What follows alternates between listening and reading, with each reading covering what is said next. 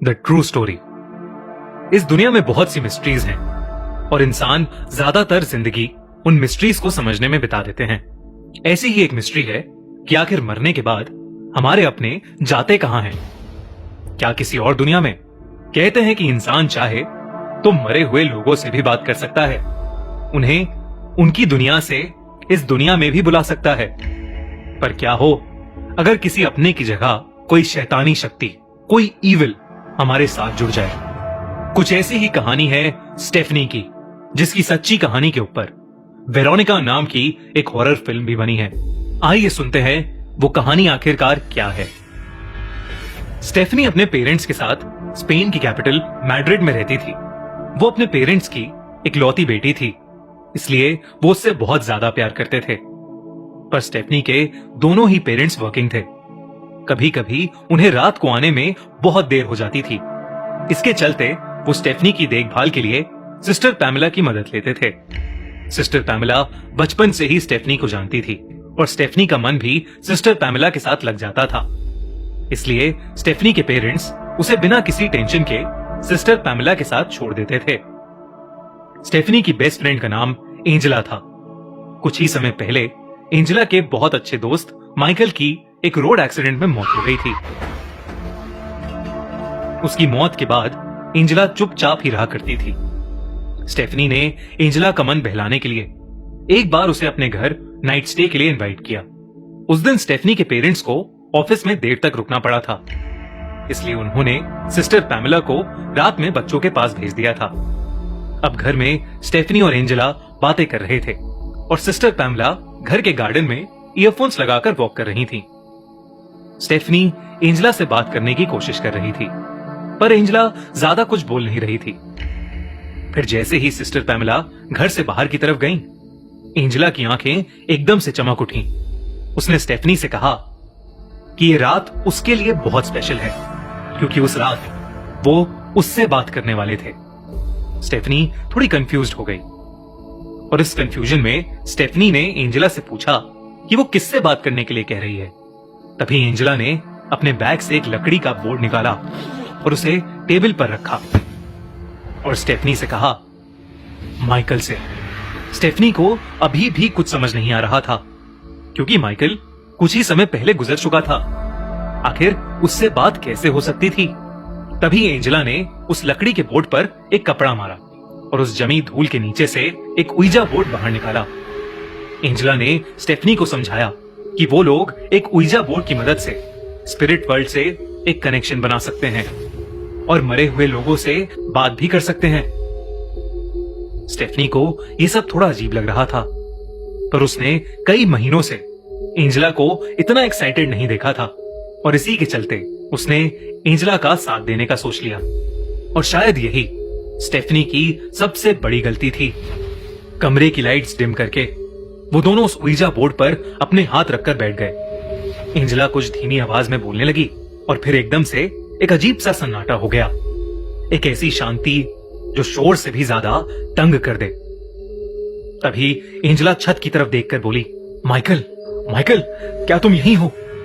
मुझसे बात करो माइकल। एंजेला के बार बार बोलने पर भी कोई जवाब नहीं आया। स्टेफनी को अब लगने लगा था कि ये सब करने से कुछ नहीं होगा और उसने अपना हाथ उइजा बोर्ड से हटा लिया।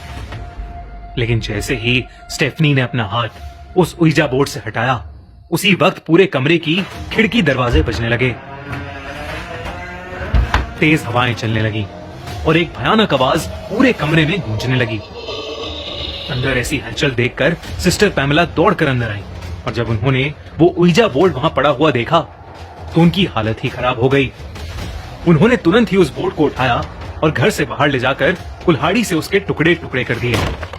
पर सिस्टर पैमेला जैसे ही वापस अंदर आई, उन्होंने जो देखा उससे वो समझ गई कि शायद उन्होंने स्टेफनी और एंजेला को बचाने में देरी कर दी है। अंदर उस कमरे में एंजेला जमीन पर बेहोश पड़ी थी और स्टेफनी एक कोने में बैठी हुई थी। एक काली परछाई स्टेफनी के सर के पास खड़ी उसके सर को सहला रही थी। उस काली परछाई को देखकर सिस्टर पैमेला बहुत ज्यादा घबरा गई। वो जैसे ही स्टेफनी के पास जाने लगी, सिस्टर पैमेला की आंखों के सामने वो काली परछाई स्टेफनी के अंदर समा गई और स्टेफनी को फिट्स यानी मिर्गी के दौरे पड़ने लगे। सिस्टर पैमेला जैसे ही उसके पास गई, स्टेफनी के दौरे रुक गए और स्टेफनी ने एक भयानक नजर से सिस्टर पैमेला को देखा। स्टेफनी की आंखें गुस्से से लाल थीं और उसका चेहरा नीला पड़ चुका था। उसने सिस्टर पैमेला को एक जोर का धक्का मारा और वो हवा में उड़ती हुई कमरे से बाहर गिर पड़ी। सिस्टर पैमेला इतना डर गईं कि उस घर को छोड़कर ही भाग गईं। देर रात को जब स्टेफनी के पेरेंट्स घर आए तो उन्होंने देखा कि किचन की जमीन पर दोनों स्टेफनी और एंजेला बेहोश पड़े थे। करीबन 2 दिन हॉस्पिटल में रहने के बाद दोनों लड़कियां ठीक हो गईं, पर स्टेफनी अब पहले जैसी नहीं रही थी। मानो उसके अंदर की मासूमियत, उसके अंदर का बच्चा अब मर गया था। सिस्टर पैमेला को ढूंढने की बहुत कोशिश की गई, पर वो कहीं नहीं मिली। जिस दिन स्टेफनी के पेरेंट्स उसको घर वापस लेकर आए, उसी दिन से स्टेफनी के साथ अजीब से हादसे होने लगे। पूरे घर में उसे एक काली परछाई भागती हुई दिखाई देती थी। पूरी रात उसके दरवाजे को कोई खटखटाता रहता था। स्टेफनी की हालत दिन ब दिन खराब होती गई। स्टेफनी अपने भाई बहनों पर किसी कुत्ते की तरह भौंकती थी और उसे रोजाना 5-6 फिट्स आया करते थे। स्टेफनी के पेरेंट्स ने उसे अच्छे से अच्छे डॉक्टर्स को दिखाया, पर फिर भी उसकी हालत सुधर नहीं रही थी। एक दिन स्टेफनी की मॉम उसके पास बैठकर उसे अपने हाथ से खाना खिला रही थी कि तभी बिस्तर पर बैठे बैठे ही स्टेफनी के शरीर पर घाव जैसे निशान आने लगे। वो गहरे घाव उसके पूरे शरीर को ढकने लगे। जैसे ही स्टेफनी की मॉम ने स्टेफनी को हाथ लगाया, उन्हें बेड के साइड में एक बड़ी सी काली परछाई दिखी और वो अपने बड़े बड़े नाखूनों से स्टेफनी के गले को खुरच रही थी। स्टेफनी की मॉम ने जो देखा, उसे देखकर उनकी चीख निकल गई और वो वहीं बेहोश होकर नीचे गिर गईं। करीबन 6 महीनों तक यही सिलसिला चलता रहा और आखिर में कभी ना खत्म होने वाले एक फिट्स के दौरान स्टेफनी की मौत हो गई। पर स्टेफनी की मौत के बाद भी वो काली परछाई स्टेफनी के पेरेंट्स को तंग करती थी। बेटी की मौत के थोड़े समय बाद ही उसके पेरेंट्स भी चल बसे और आज तक कोई उनकी मौत की ठोस वजह नहीं जान पाया है। आपको क्या लगता है, क्या जो कुछ भी स्टेफनी को दिखता था वो सच था, या ये सब उसके दिमाग की उपज थी? अगर नहीं, तो उस दिन माइकल को बुलाते हुए आखिर कौन आ गया था?